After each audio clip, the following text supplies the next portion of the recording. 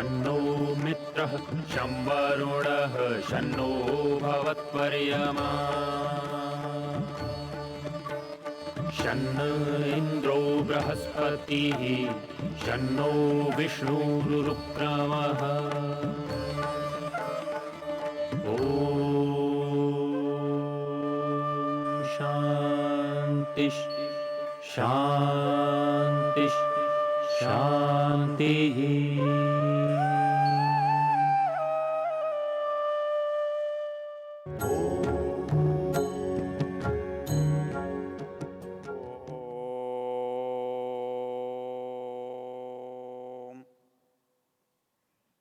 हमने 34वें अध्याय के शिव संकल्प मंत्रों की चर्चा प्रारंभ की है। इसका ऋषि शिव संकल्प है और इसका देवता मन है। और वो मन क्यों इतना मुख्य है कि हम उससे काम लेते हुए उससे परिचित नहीं हैं, और यदि परिचित नहीं हैं तो हम जैसा कार्य लेना चाहते हैं वैसा नहीं ले पाएंगे। इसलिए उससे परिचित होना आवश्यक है। तो हमने उसका गत दिनों में ये अनुभव किया कि वो हमको कहाँ कहाँ पहचान में आता है। वो जागते हुए कैसे पहचान में आता है, तब हमने देखा कि जब काम हो रहा है और उसका हमको पता चल रहा है तो मन जुड़ा हुआ है। लेकिन काम हो रहा है और पता नहीं चल रहा है, कोई बोल रहा है हम सुन नहीं रहे हैं, कोई दिखा रहा है हमको दिख नहीं रहा है, कुछ हो रहा है हमें पता नहीं चल रहा है, तब हमें पता लगता है कि हमारा मन उससे जुड़ा हुआ नहीं है।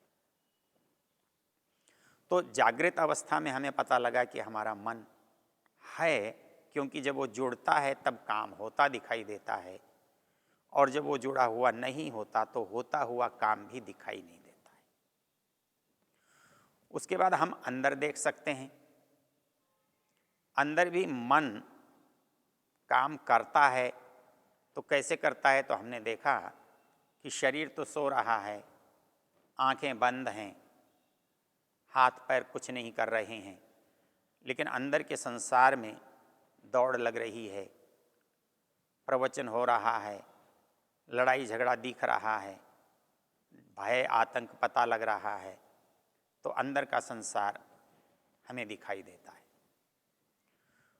जैसे यहाँ के अच्छे और बुरे को हम पहचानते हैं, वैसे अंदर के अच्छे और बुरे को भी हम पहचानते हैं। तो बाहर के अच्छे बुरे को कैसे पहचानते हैं, तो हमने देखा था कि प्रकृति का जो स्वरूप है हम उसके अनुसार चलते हैं। जब हमारे मन पर, शरीर पर, वातावरण पर तमोगुण का प्रभाव होता है, बाहर का वातावरण तमोगुण प्रधान होता है, हमारे शरीर की स्थिति तमोगुण प्रधान होती है, हमारा मन तमोगुण के आरोप से ग्रसित होता है, तब जो प्रतिक्रिया हमारे देखने में आती है, आलस्य की, प्रमाद की, तंद्रा की, उपेक्षा की, तब हमें पता लगता है हम तमोगुण की परिस्थिति में। जब क्रोध में, दुख में, लोभ में, लालच में होते हैं तब हम रजोगुण की प्रवृत्ति में होते हैं। और जब हम स्वस्थ होते हैं, प्रसन्न होते हैं, शांत होते हैं, धार्मिक होते हैं, तब हम सतोगुण की परिस्थिति में होते हैं। वैसे ही हमारी ये मन की दशा हमारे अंदर भी होती है। जब हम सोते हैं और स्वप्नों में विचरते हैं तब हम रजोगुण में होते हैं। जब निद्रा में आलस्य, प्रमाद, भारीपन आता है तब हम तमोगुण में होते हैं। लेकिन जब हम स्वप्न नहीं देख रहे होते हैं, आनंद का अनुभव कर रहे होते हैं, तब हम सुषुप्ति की दशा में होते हैं। वो दशा जो मन का प्राणों से, आत्मा से मिलना है, वो हमारे अधीन नहीं है। यह एक बात हमें ध्यान रखनी चाहिए। शास्त्र जो कुछ कहते हैं वो अस्तित्व पर कहते हैं, आधार है, सत्य है, उस पर कहते हैं। आज का विज्ञान जिन बातों को पढ़ता है, जानता है, उसको आधार मिलता है तो जानता है, और अंदर के आधार को वो जानता नहीं है, इसलिए उस पर वो चर्चा नहीं करता है। उसे नहीं पता कि सुषुप्ति क्या होती है, बस उसे पता है कि मन की अवस्था होती है। वो उसको बाहर से तोलता है। इसकी हम चर्चा अलग से करेंगे जब आज के संदर्भ में मन के बारे में कहा जाता है कि सचेतन मन है, अवचेतन मन है और अर्धचेतन मन है। ये निर्णय, ये विचार उसके कार्यों से, परिणाम से, अवस्थाओं से होता है। शास्त्र में वो विचार जागृत से, स्वप्न से, सुषुप्ति से होता है। वहाँ सुषुप्ति में कोई चीज़ है जिसके कारण से उसको ये प्रभाव मिला है। इसको समझने के लिए एक और रोचक चीज़ ध्यान में रख सकते हैं आप। जो आनंद की परिस्थितियां हैं, वो परिस्थितियां हम कभी प्रयास करके प्राप्त करते हैं। वो आनंद की परिस्थितियां कभी हमें अनायास मिल जाती हैं। जो प्रयास करके प्राप्त करना है और अनायास प्राप्त करना है, क्योंकि हमारे यहाँ सारा आनंद का जो स्रोत है वो आत्मा है, परमात्मा है। हम उससे जितनी दूर होते हैं उतने दुख से जुड़ते हैं, और जितने उसके निकट जाते हैं उतने सुख से मिलते हैं। तो इसको हमारे शास्त्रकारों ने वो दशा कौन कौन सी हैं उसको जब समझाया है, कहते हैं कि ये आनंद की संभावना जब आप मिलते हैं इच्छा से, एक जब मिलते हैं अनिच्छा से, अनायास, अकस्मात, और एक सतत आप उधर रहते हैं और एक सतत संसार में रहते हैं। जब हम शरीरधारी होते हैं तो हम सतत संसार में रहते हैं। जब हम मुक्ति में होते हैं तो सतत परमात्मा के साथ रहते हैं। तो ये तो है सतत रहने की स्थिति। संसार में रहते हुए हम सतत परमात्मा के साथ नहीं रहते, सतत आनंद में नहीं रहते, सतत सुखों में नहीं रहते। शरीर के साथ रहते हैं तो दुख सुख दोनों होते रहते हैं। कभी हम आत्मा के निकट होते हैं, कभी संसार के निकट होते हैं। जब आत्मा के निकट होते हैं तो सुख का अनुभव करते हैं, आनंद का अनुभव करते हैं। जब परमात्मा संसार के निकट होते हैं तो दुख का अनुभव करते हैं। तो आत्मा के निकट होने से सुख का अनुभव और परमात्मा संसार के निकट होने से दुख का अनुभव, ये हम इस शरीर के साथ करते हैं। हम सतत उसके साथ या नहीं रह सकते। उसी तरह से जब हम शरीर को छोड़ देते हैं तो हम या तो मुक्ति में होंगे या लय में होंगे। तो मुक्ति में होंगे तो सतत सुख के साथ होंगे। तो हम इच्छा से पा सकते हैं और अनिच्छा से पा सकते हैं। तो इस जीवन में दो परिस्थितियां होती हैं। हम सुख से जो संपर्क रखते हैं उसको सतत रखना, ये जीवन में होगा नहीं। तो इच्छा से जब रखते हैं उसे हम समाधि कहते हैं, योग कहते हैं, साधना कहते हैं। और जब वो संपर्क तो होता है पर अकस्मात होता है, अनिच्छा से होता है, कभी होता है, उसे हम सुषुप्ति कहते हैं। इसको शास्त्रकार जी के शब्दों में कहें तो कहते हैं समाधि सुषुप्ति मोक्षेषु ब्रह्म रूपता। अर्थात सतत का संबंध तो मुक्ति से है, इच्छापूर्वक संबंध जीवन में प्रयासों से है, और अनिच्छापूर्वक संबंध सोने में सुषुप्ति से है। अर्थात हम जागते हुए सुख को अपने से जोड़ें तो योग है, साधना है, समाधि है। यदि जाने अनजाने जुड़ते हैं वो सुषुप्ति है, और हम संसार छोड़कर सदा के लिए जुड़ जाते हैं तो वो मुक्ति है, मोक्ष है। यदि इन चीज़ों को हम समझें, ये बात तब समझ में आ सकती है जब हम मन को समझें। इसलिए मन को समझने की आवश्यकता होती है। तो मन दिखाई नहीं देता है, हम उसे यूँ पहचान नहीं सकते हैं, आँखों से देख नहीं सकते हैं, लेकिन कामों से उसकी पहचान, उसकी उपस्थिति, उसकी अनुपस्थिति का पता लगता है। तो उपस्थित होने पर जो काम हो रहे हैं और जिसके अनुपस्थित होने पर जो काम नहीं हो रहे हैं, उससे पता लगता है कि ये उपस्थित होने वाला, अनुपस्थित होने वाला मन है। इसको समझने के लिए एक बहुत अच्छा सूत्र है। हम जीवन भर बोलते रहते हैं, हम जब पैदा होते हैं तब से बोलना प्रारंभ करते हैं और अंत तक बोलते रहते हैं, लेकिन कभी हमने ये नहीं सोचा हम बोलते कैसे हैं, क्योंकि हम किसी के बारे में भी नहीं सोचते। हम सांस लेते रहते हैं, लेकिन हमने कभी नहीं सोचा कि हम सांस कैसे लेते हैं। हम भोजन करते रहते हैं, लेकिन हमने कभी नहीं सोचा कि भोजन करने के बाद भोजन का हमारा क्या संबंध होता है। हमारे शरीर में सारी क्रियाएं होती हैं, लेकिन हमें पता नहीं है।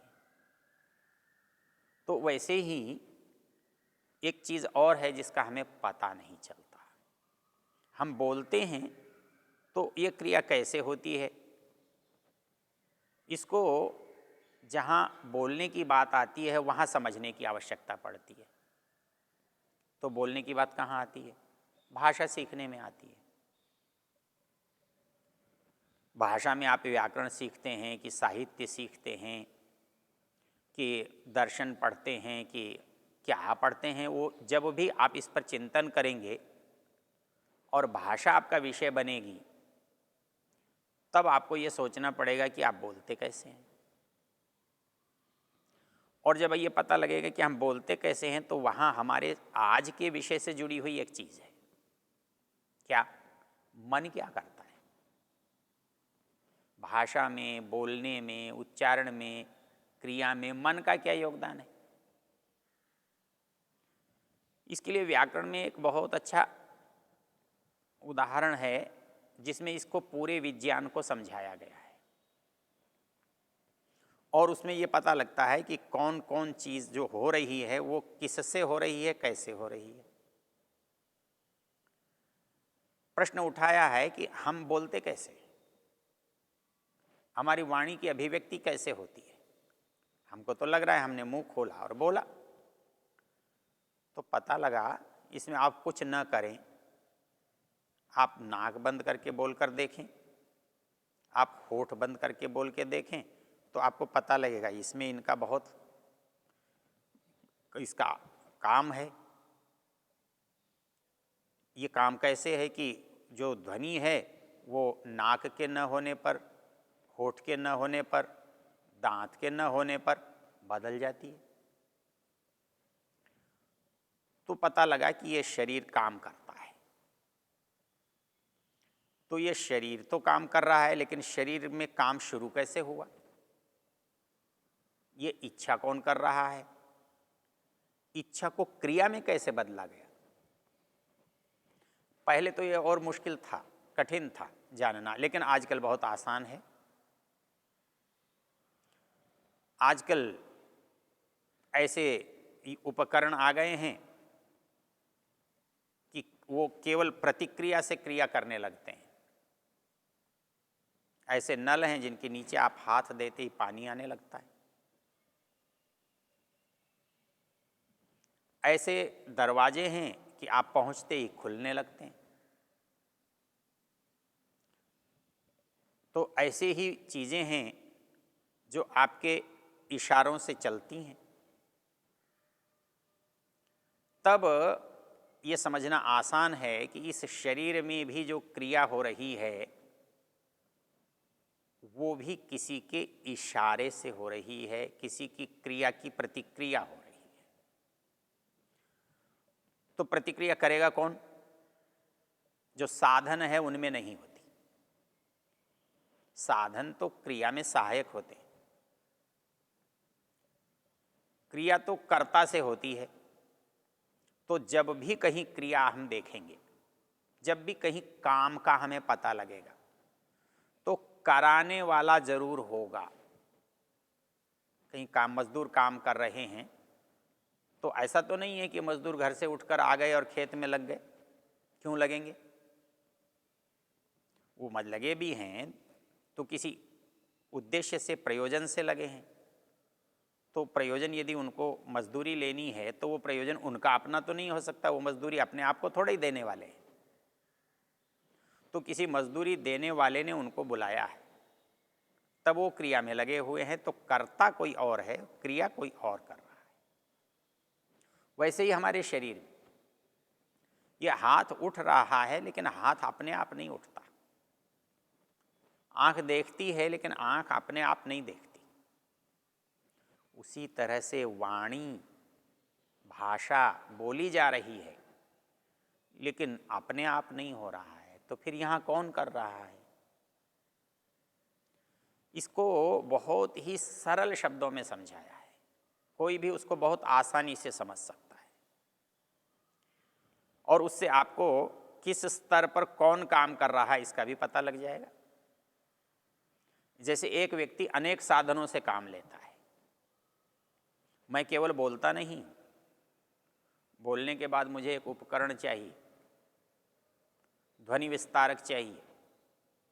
आप उसे माइक कहते हैं, आप उसे लाउड स्पीकर कहते हैं, आप उसे टेप रिकॉर्डर कहते हैं, आप उसे और कोई संग्रह का साधन करते हैं, विस्तार का साधन कहते हैं। ये सब साधनों की परंपरा है, लेकिन ये सब कर्ता नहीं है, ये सब के सब क्रिया में सहायक है। तो वैसे ही हमारा मन क्रिया में साधक है, सहायक है। कैसे? व्याकरण का एक सूत्र है कि आत्मा बुद्ध्या समेत्यार्थान मनोयुंक्ते विवक्षया मनः कायाग्निमाहंति सब प्रेरयति मारुतम मारुतस्तु उरसी चरण मंदम जनयति स्वर। हम जो बोल रहे हैं इसमें मन की भागीदारी क्या है, मन का योगदान क्या है? तो सूत्र में कहा है कि कर्ता तो आत्मा है, बोलने की इच्छा आत्मा में होती है। और जब आत्मा बोलना चाहता है तो क्या बोलना चाहता है इसका निश्चय बुद्धि करती है। तो जड़ का संबंध बुद्धि से प्रारंभ हो जाता है, बुद्धि साधन के रूप में आती है। अब साधनों का क्रम चलता है। बुद्धि से निश्चय होते ही शरीर में वो चीज़ कैसे आए, तो उसको मन के लिए कहा जाता है। मन को आदेश दिया जाता है कि ये बोला जाना है, ये किया जाना है, ऐसा होना है। जब हम मन से काम करते हैं तब शरीर में हमें काम दिखाई देने लगते हैं। तो वो जो स्थिति है काम करने की, वो हमारा मन है, जिसे हमें समझना है। ओ